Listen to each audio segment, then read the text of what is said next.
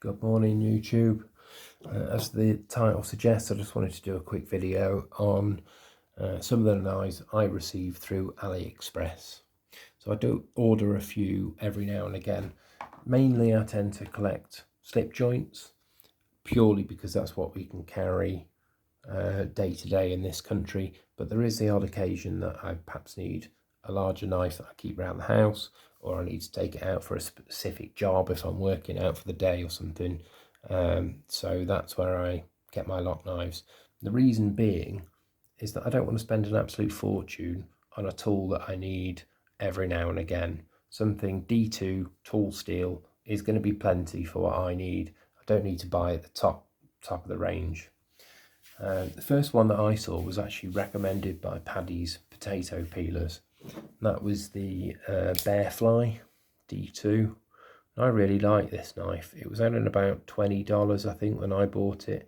It's about 18 to 20 quid, something like that. Bearfly D2, nice, stone washed D2 blade. I gather these have been tested as what they say they are. The handle is micarta, apparently, although it's not a very good micarta. It's more like a patterned G10, but you know, once you get over that, it's a really nice knife. I like the proportions of this. It looks almost Italian in the blade shape. This, you know, the arc over the back, if I show you in comparison to the Viper Key, you can see what I mean. It's got a kind of Italian design to it. The handle's nice and thin. It's really comfortable in the hand. It's got some jimping up there. It's not the best jimping in the world. That's probably one of the downsides. I'll get it to focus. But other than that, I really like it. You can't say it has the access lock. It's a crossbar lock, I think you would call it. But now the patent has opened up. Manufacturers are free to use that lock. And actually, the best thing about this one is the action. It's a really nice knife to use. The crossbar lock is really smooth. The action flicks out with authority and almost drops back closed again. Really nice. Decent clip. Doesn't hurt the hand. It's not deep carry. It is reversible to the other side if you want to. And I just think for the money, I can't think of anything else. The QSP Penguin, I suppose, comes close. That's probably the same price as these two I'm about to show you. This is a bit cheaper. Great knife. Really like it. The reason why I got these three personally, and it's probably something I should mention about, sorry about this camera.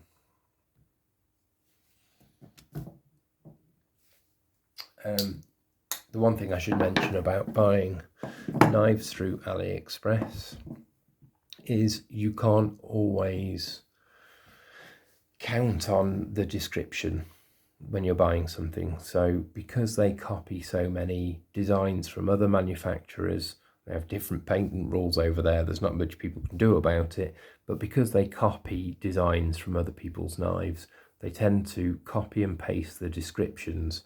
So where something would have had S35VN blade steel or whatever, it will say that in the description, and actually it's probably might be D2 if you're lucky, might be HCR13, might be something worse, depending on how cheap you buy and which sellers you buy from. The reason why I got these three is because there's a YouTube channel, I'm sure you can find it, which receives knives in from people and then they send them off for testing. So they look at the chemical composition to see whether they are the blade steels that they're being advertised as, and they do a hardness test to see how well they've been heat treated. And all these three I've seen tested and they were what they say they are. So this was the cheapest. It's about $20, about 20 quid, something like that. These two were about $30, so maybe 25 quid-ish, delivered from China. The second one that I got, on the back of the recommendation from the guy that was doing the testing videos, was this petrified fish. I think it was 3001.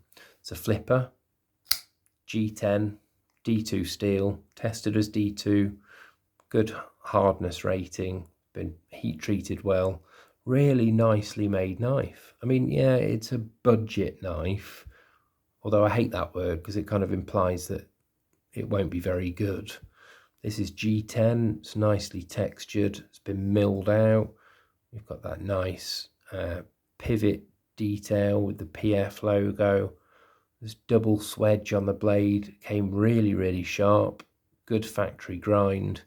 It's kind of odd in that because of that double swedge, it's thinner, then it gets wider, and then thinner again towards the tip. Good jimping on the back, really comfortable knife, classy looking. You haven't got logos all over the blade.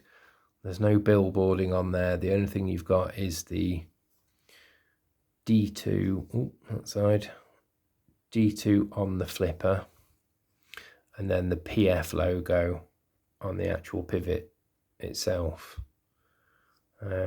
Same coloured back spacer, but really nice action. This is ball bearings in the pivot, so you don't get any resistance, particularly on closing. No noise, no resistance. It's perfectly smooth, nice blade centering, flips out well. I can't think of anything else apart from the QSB Penguin at that kind of price for what you're getting. I mean, D2 steel gets described on some of the American knife shows as a budget steel now. It's listed on Heine Haynes as a high-end steel, not premium, but it's a tool steel. And in this country, you know, what are we actually using these knives for? People will make the argument that, well, you need M390, you need S35VM because it has slightly, you know, longer edge retention. Well, who is actually using these? We can't carry these in this country legally as an everyday carry, so you can only take them out for a specific reason.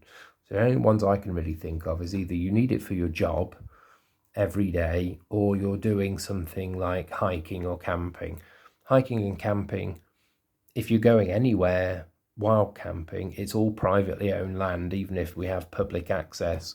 So carrying something like this onto land that you are technically trespassing on is not a good idea. You know, that's armed trespass. You could get into a lot of trouble for that. So if I was going wild camping somewhere, I'm going to take something that's EDC legal in this country. So maybe you need it for a job. I mean, all the jobs that I'm going to do, D2 will be perfectly fine.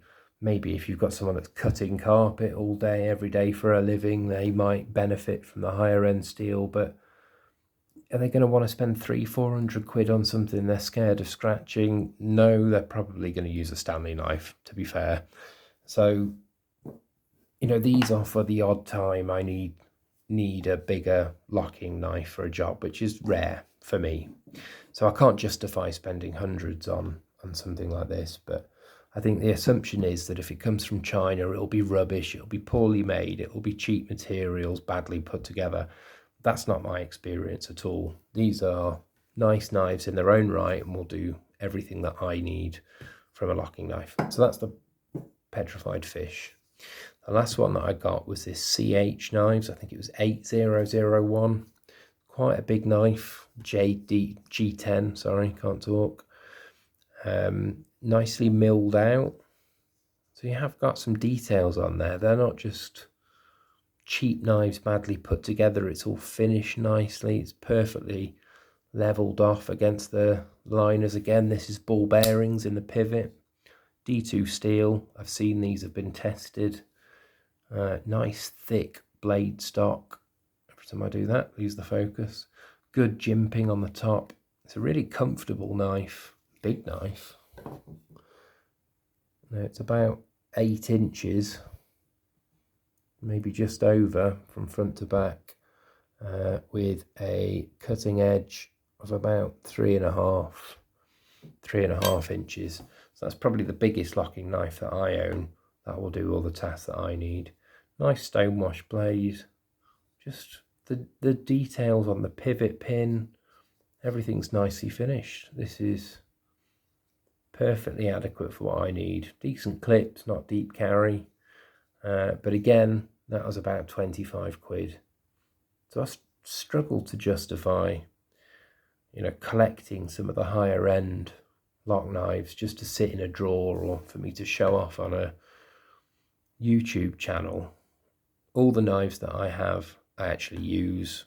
They're not being put on camera and then traded or sold off to somebody else. I keep them all. So, I'm starting to collect some more of the higher end slip joints just because I can take these out every day and actually use them. But for lock knives, for me, these budget ones will do everything that I need. And there's 3 nice examples I would recommend to anybody. All well made, decent materials. The blade steel's been tested. Okay, the micarta on this is pretty rubbish, but if you just treat it like it was G10, then actually it's quite nice looking G10, and for the money you can't complain. But I would recommend those 3 to anybody. That's my experience of buying over AliExpress. I guess the other thing is quite often they don't put tracking information on, so you have kind of 6 weeks of wondering if they've actually sent it or not until it finally arrives on your doorstep. Some sellers are better than others. I would say have a look for these examples: CH knives, petrified fish, and the Bearfly D2. All good examples to choose from. Hope this is of use to somebody. I wasn't going to do individual reviews for these purely because, as I say, I don't use them much. It's only for the odd job. So I thought I'd just bundle them together and talk about my experience in buying from AliExpress and how the quality of manufacturing has improved no end from China. Don't forget they are making knives for all the main manufacturers. You can buy luxury knives that are produced in China. So they have the facility, they have the tooling, they have the materials to do it. This assumption that all things bought from China are going to be cheap tat is wrong. It's outdated. It's a bit like how it took people a while to get used to buying modern day Skoda cars, or people who grew up in my generation will know what reputation Skoda used to have. Now they're on an equal footing to Volkswagen or Kia. Kia had a terrible reputation. Now they're producing really good cars with long warranties for cheaper prices, and the same kind of thing is going on. They've stepped their game up, but attitudes towards Chinese stuff is still lagging behind. So I would say get on it while the going's good. You can pick up some absolute bargains. Any of these 3 would be a good choice. Hope that's of use to someone. Ta-ta.